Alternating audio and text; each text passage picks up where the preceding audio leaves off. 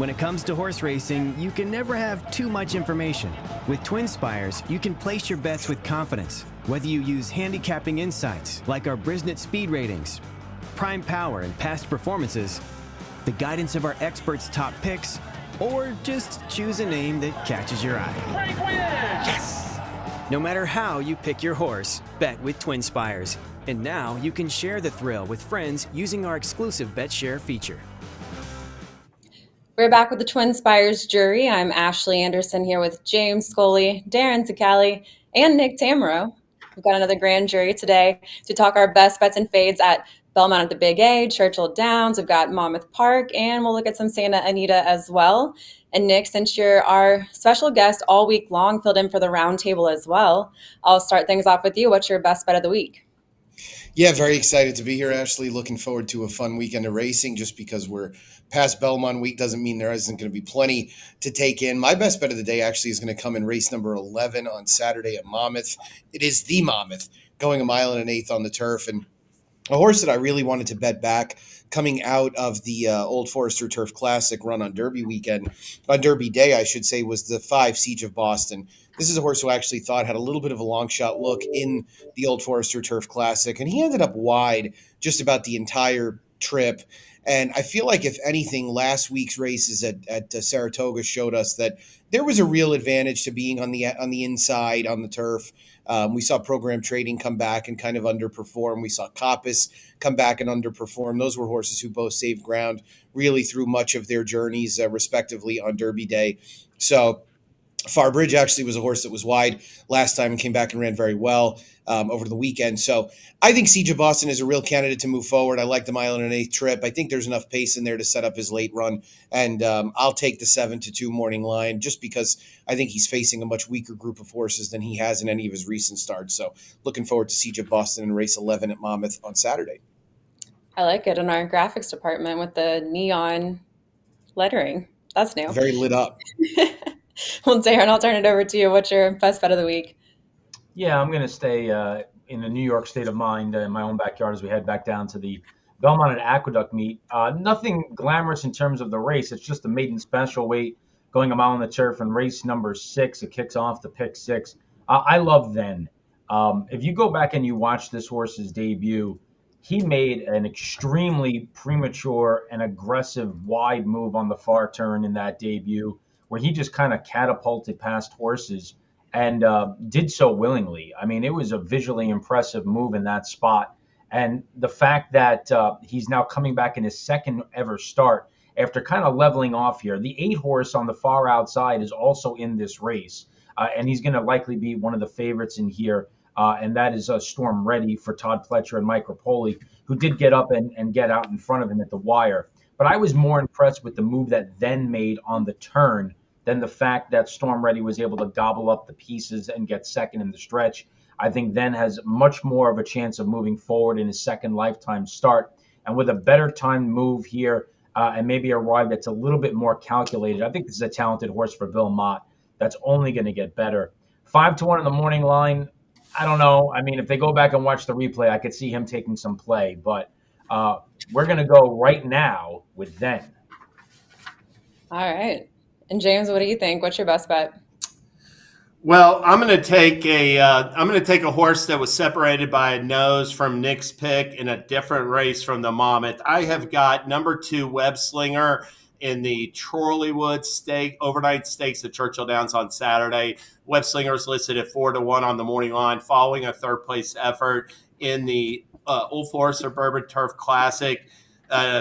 He's on the outside making the move here with the maroon cap to challenge for the lead here in like mid-stretch. And he definitely gets a little bit weary against, I thought, a pair of top-class rivals in Program Trading and Naval Power, but holds on for third. And the thing with Web Slinger was I just love the way he concluded last year with the next second to Program Trading in the Hollywood Derby. I thought he took a step back in his first 2 starts this year. Now, albeit he didn't have the cleanest trips, finishing 6th in the Pegasus or 4th in the Muniz Memorial Classic, but he definitely improved upon those efforts last time at Churchill Downs in that Old Forester. Comes right back over the course. I think Bold Act. We'll talk about that horse later. I know it's your fade, Ashley, and I think Segoy. I'm going to try to beat him off of that Louisville upset win. A couple of others in here. I hope they stay in the field. I know that at least Tawny Port, maybe another one's cross entered to the Monmouth. But I think Web Slinger is now back on track for Mark Cassie. I look for him to keep advancing off of that improved third place effort last time, and I like him on Saturday at Churchill Downs, Ashley. He's a horse for the course, 2 wins and a third from 3 career starts at Churchill. So I always like betting him there too. So I'm going to take it over to the Better Roses, though, at Belmont at the Big A. And I'm going with number 8, Sheeta Beauty. I think I said that right. This is a 4-year-old filly who won 2 back at today's distance at Aqueduct in the Grade 3 Distaff Stakes and then finished 3rd in the Grade 2 Ruffian at this track, racing a mile. This is a practical joke filly who has 3 wins from 5 career starts at Aqueduct and then also 2 third-place finishes. So finishes in the money at this track. She posted triple-digit late pace figures in her last 2, and her 99 Brisnet speed figure last out is the highest last race speed rating among the field. She's keeping rider Dylan Davis, a 21% winner in sprints, and Chad Brown is winning at a 23% clip this meet. He's also got a seed in this field with Irad Ortiz Jr., who might take some money, but I'm going with the 6-1 choice, Sheeta Beauty and the Better Roses. All right, let's talk about the horses we're fading at a short price. Darin, who do you have? Same race as you, so hopefully this lends well to your top selection in Sheeta Beauty. I'm fading Flying Connection here, coming out of a pair of Grade 1s. I think she's going to be over bet here. Rob Atras going to take back over here. Weird thing about Atras is he puts up very gaudy numbers. He's 30% win rate in 2024, but only 11% in Grade 6. So he's a losing proposition traditionally in spots like this.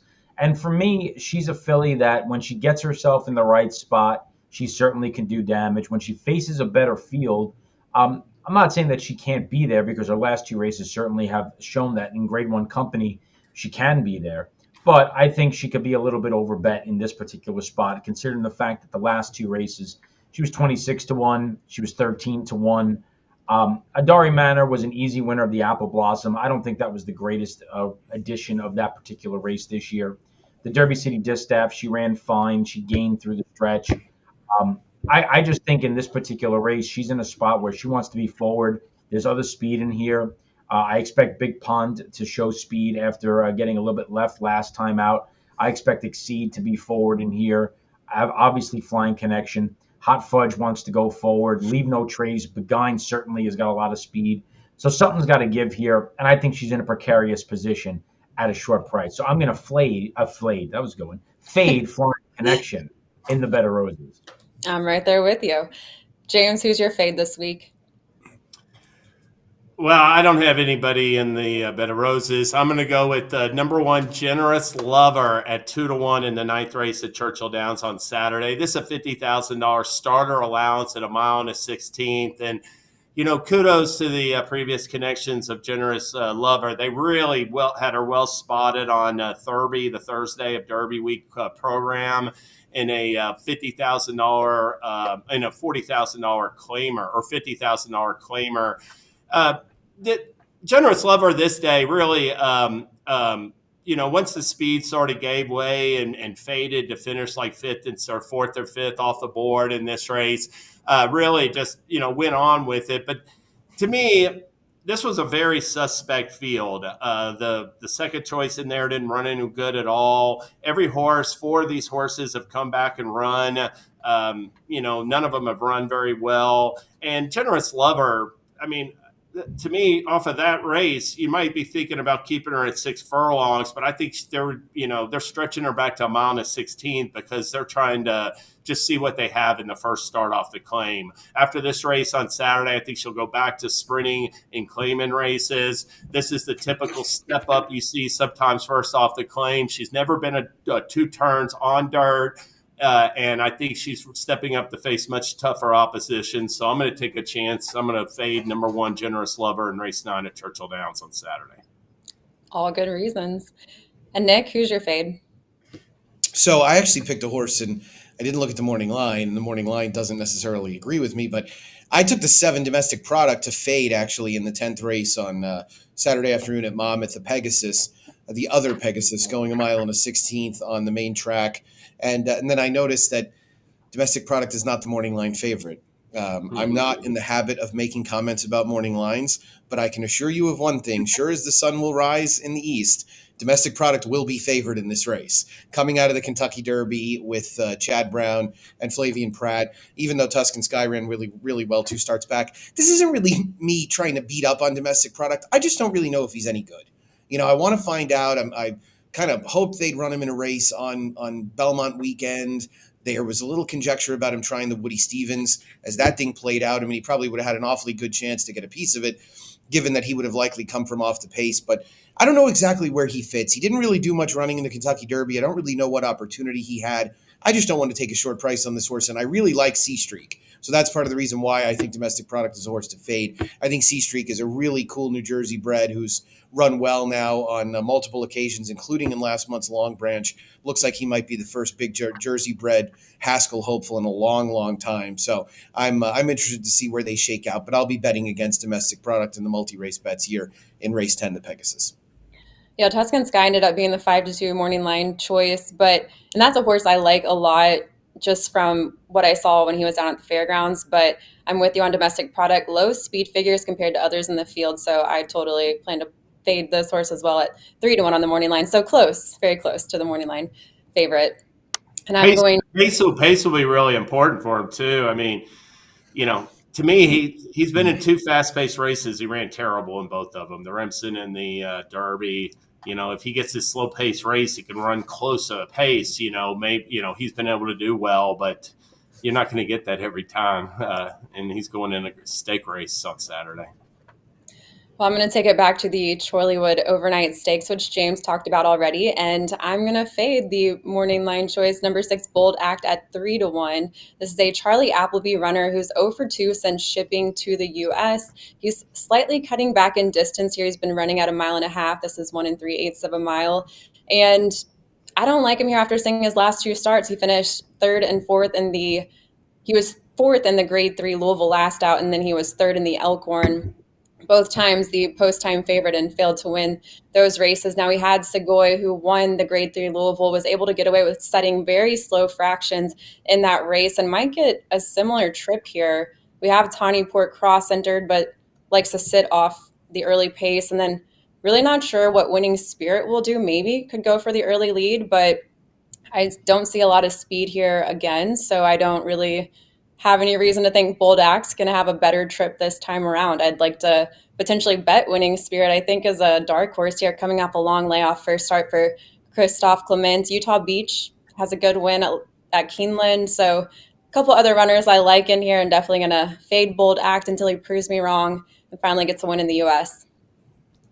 I did like Utah Beach's win 2 back, and I'm just so surprised Engelfile, just after that Dueling Grounds Derby where he defeated Farbridge last fall, I really thought he was just going to go on and be good for Lynch, and just hasn't worked out like they planned. Yeah. Well, Darin, before we move on to what else we're watching for this weekend, what promos do we have? Yeah, we move out of the Triple Crown season, so kind of have some consistency in one of them, and it's a couple of new offers. We'll start with the one that everyone is familiar with, Churchill Downs. It is the selected races money back. We've got a series of races over the weekend, Friday, Saturday, and Sunday, that will be eligible for your money back if horses run 2nd or 3rd. So be sure to go to the offers page, check out the Churchill Downs money back offer, and see which races on each day are being offered up. We've got some love for our harness fans. It's a big weekend north of the border. The North America Cup is the first of the major stakes for the 3-year-old Pacers. They call that the Glamour division in harness racing. $1 million Canadian on the line. And we've got a $5,000 stakes challenge, series of races. You have to make a win wager in those races of $10 or more. And the individuals or the individual with the most winning win wagers in those series of stakes races that have been listed in the promo will either win all $5,000 or share in $5,000. It's a pretty cool deal. All you have to do is make a series of $10 win bets, and you're taking a swing at $5,000. It's one of our really more fun offers because you could turn a little bit into a whole lot rather quickly. And then we do have Royal Ascot kicking off next week. And while the offer is not yet live on the board, I do want to let our players know that we will be offering a money-back offer on selected races at Royal Ascot for finishing second when that historic meeting gets underway next Tuesday. So we've had that each and every year. It's very popular with our international players. And it's always fun to watch some of the American runners that show up there and take a swing for the fence as well. So be sure to pay attention when that offer goes live and opt in as well. So we flip the page to the summer. A lot of new and exciting stuff here, Ashley. James, I think you'll be watching some Royal Ascot. Oh, you know it. I will be for sure. You want me to go ahead? I'll just go with what else. Okay. Well, I'll get to Royal Ascot in a second, but I just want to first off say less than 3 weeks now remain in the Churchill Downs meet. We've got an exciting race has materialized in the jockey standings. Wanted to point out Tyler Gaffleone, who's the mainstay at Churchill Downs. He's going after his 12th riding title at Churchill. He's now tied at the top of the standings with Jose Ortiz. They both have 27 wins going into Thursday's Twilight program. And first meet for Jose Ortiz riding full-time at Churchill. He's come there last year, or I believe like 2 falls ago, Luis Saez, shifted his tack to Churchill, and he immediately won that fall meet, his first meet there. He's currently third behind Gaffleone and Jose Ortiz. So a really strong jockey colony, and it's a good battle for who's going to come out on top. I also want to mention our coverage of Royal Ascot next week on TwinSpires. The 5-day session will begin Tuesday. Our Kelly Riley is already working on features on U.S. runners in the Royal Ascot. She'll have other features as well on top contenders. And Kelly and Vance Hansen will be providing daily selections for all the stakes races at TwinSpires as well. So make sure you check out TwinSpires for their coverage of the Royal Ascot. And along with being the best place to bet, best ADW to bet Royal Ascot, TwinSpires has free international PPs available for all 5 days. And we're going to have great promotions as well that Darin covered before. So looking forward to it next week. Should be a big week of international racing. Sounds good. Nick, what about you? So I actually brought up a race that I was looking forward to in addition to a few other things. But Santa Anita, of course, I'll have expert picks for Santa Anita, which it's closing weekend at the Great Race Place. There's going to be 3 weeks worth of racing at Los Alamitos coming up before they take a week off in advance of Del Mar. But the 8th race is a maiden special weight event. One of the stories of the spring and now summer out west has been that a lot of these maiden special weight races have been stakes caliber. And number 7, Feel the Magic, who's the 2-to-1 morning line favorite here, has earned consecutive Brisnet speed figure ratings of 94 and 88, which you would be more accustomed to seeing in higher level allowance races, if not lower level stakes. So looking forward to seeing where some of these horses shake out. He had the misfortune of running into Vlahos 2 starts back, who came back and of course ran really well in the Pat Day Mile on Kentucky Derby weekend. And then last out ended up behind De Medici in a restricted maiden race, but we'll see where he stands this time around. I do think the added ground will do him no harm based on what we've seen running style-wise and pedigree-wise as well. So always fun to see some fast maidens and get a glimpse into what we might see in the future. And I think to Feel the Magic is definitely one we could see doing big things down the line. Picking up Hector Barrios too, so good rider switch there. Thing. Yeah. I like this graphic. I do as well. It's there's been a lot of illuminating going on of these. I noticed also that I think what I should say is my one thing to watch is when I'm getting a TwinSpires backdrop, because I'm like the guy left out here. One of these things is not like the other, right? I know. We'll get you one. Checks in the mail, right? No, you'll get one, Nick. Darin, what are you watching for? Looking at a debut runner Saturday, Belmont at Aqueduct. A horse by the name of Menti is going to be debuting for Mike Rapoli and Todd Pletcher, and he is a brother to Fierceness. This horse had been working down at Palm Beach Downs, and when Fierceness shipped to Churchill Downs for the Kentucky Derby, Menti shipped up to Saratoga to begin his quest for his debut, and that included a bullet workout in 47-2 on June the 7th. So it's an interesting maiden special weight. Obviously, Menti is going to be severely bet at the windows. He's 6-5 on the morning line and might even be 3-5, 4-5 at post time. There is one horse I wanted to mention here that kind of fascinated me, and he's going to be a long shot. The 3 Faster Gator. You don't see Anthony Farrier show up with too many horses like this in New York. This horse has a good string of workouts down at Laurel, consistent bullet after consistent bullet, going 5 furlongs most recently in a minute and 1 out of the gate. Looks like a horse that has certainly got plenty of seasoning in the morning and plenty fit and ready to go. I just find it interesting that, they could have certainly found a race for this horse down at either Laurel or Pimlico in the last couple of weeks. So the fact that they're shipping this horse on up to the Belmont at Aqueduct meet, I thought was interesting. Maybe taking a crack at a bigger purse, 90,000 here. Thought it was somewhat interesting. But Menti is the name in lights.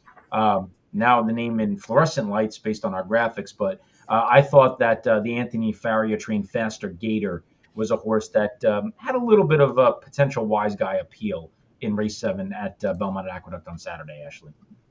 Excuse me, Ashley. You also found like a 12-1 shot by the hottest freshman sire in the world right now. You realize that Vekoma 4 for 5 with his first 5 starters. So you got a Vekoma there. That adds the appeal a little bit. Yeah, I'm seeing it now, 80% first-time starter. If I hadn't known, I mean, small sample size, but yeah, he's got two. He's got 2 in the field. He also has Colloquial for George Weaver and Manny Franco. So he won't maintain the 80% because unless they dead heat, only one of them can win. But I do think the presence of Fierceness's brother will likely inflate the odds on some of these other contenders. Well, to close it out, I wanted to mention another stakes race at Churchill on Saturday for Downs After Dark, by the way. It's night racing. It's the Monomoy Girls Stakes. I don't get any cool binoculars for my graphic. But we have 6 in the field, and one of them was in the Kentucky Oaks, Our Pretty Woman, who didn't have the best day at the Kentucky Oaks, but going to be the morning line favorite in this field. And we have 2 others that were on the Oaks Trail and Intricate, and we had Band of Gold as well. So I think probably Pretty Woman's going to be tough to beat in this spot, but it really could go a lot of different ways. Intricate has a huge win in the Goldenrod last year at Churchill. And then, with Band of Gold, late closer here. So I don't know if it gets the right setup, but I also thought Lucky Speech looked interesting with triple digit E1 and E2 speed figures last out. So if Lucky Speech gets the early lead as the long shot in the field, maybe we see something gate to wire. I mean, when you have a small field, I feel like anything can really happen sometimes. Our Pretty Woman might need to stumble. I think she was hurt by that outside post and the she's a little bit of a speed horse. Or at least she was in those Oaklawn races and then at Fairgrounds. Really interesting with Intricate. I mean, let's face it, she needs to turn things around. The first race was a disappointment. The last race was just awful. So, I don't know what you do with her if she doesn't run okay in this spot. So I'm hoping she can turn things around a little bit for Walsh. Yeah, Our Pretty Woman was in my trifecta for the Oaks, but didn't really get the run I was hoping for. But her stakes debut at the Fairgrounds was really, really good. So she bounces back. Yeah, she'll be tough to beat. All right, well, that's all the time we have today for the TwinSpires jury. Thank you, Nick, for filling in all week while I was gone for the roundtable as well. And we'll be back next Thursday with more best bets and fades.